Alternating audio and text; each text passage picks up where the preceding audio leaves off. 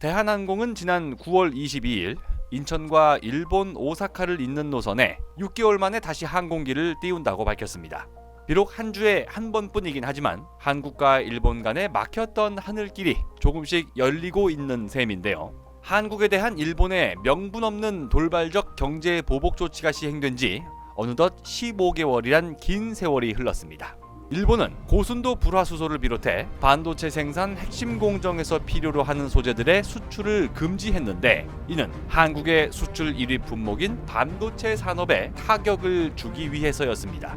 미국 반도체 산업협회에서 내놓은 자료에 따르면 지난 2019년 기준 한국의 세계 반도체 시장 점유율은 19%로 미국에 이어 세계 2위를 차지했습니다. 이 가운데 D램 반도체만 놓고 본다면 삼성전자와 SK하이닉스의 점유율은 83.6%.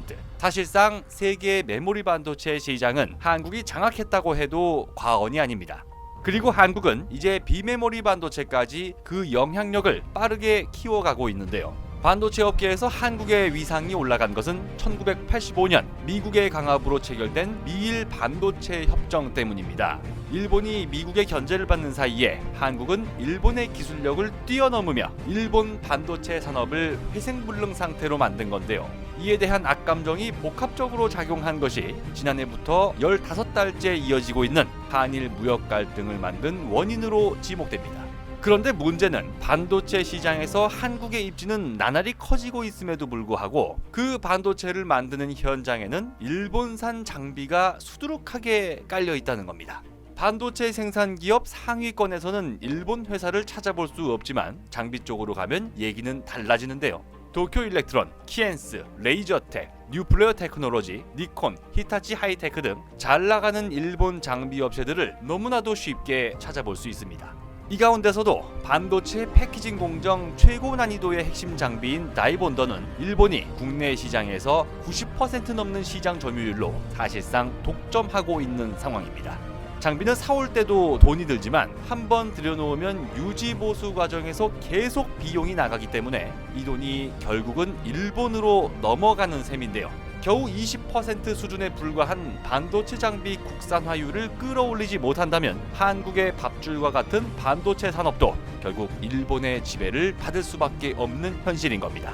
그런데 다행스럽게도 국내 최초로 후공정 핵심 장비 다이본더를 자체 개발하면서 국산화에 성공했다는 소식입니다. 한화 정밀기계와 SK하이닉스가 함께 이뤄낸 값진 결과물인데요. 이번 성과는 일본에서 수입하던 제품을 단순히 국산화한 것에 그치지 않았습니다. 한화 정밀기계가 세계 최초로 개발한 보정 기술과 SK하이닉스가 세계 최초로 개발한 에어리프트 고속 픽업 장치를 적용함으로써 속도는 더 빠르면서도 불량률을 줄일 수 있는 획기적인 장비가 우리의 손에 의해 탄생한 겁니다. 한국에서 세계 최고 성능의 다이본더가 개발된 것에 대해 일본은 또 한 번 착잡한 심정을 감출 수밖에 없는 입장일 텐데요. 무려 3188일이라는 사상 최장기간 총리로 취임하면서 일본 경제에 깊은 상처를 남긴 아베 신조가 물러나고 스가 요시히데 99대 총리가 취임했습니다.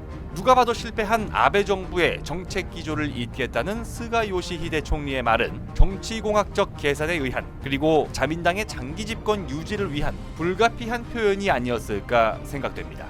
전 세계를 덮친 경제 위기 속에서 이제부터라도 실리를 추구하는 정책 변화를 통해 한일 양국의 관계가 개선되기를 기대해 봅니다. 조만간 다른 영상을 통해 또다시 인사드리겠습니다. 궁금한 점에 대한 댓글은 언제든 환영합니다. 좋아요 버튼, 구독하기 버튼도 눌러주시면 진심으로 감사하겠습니다.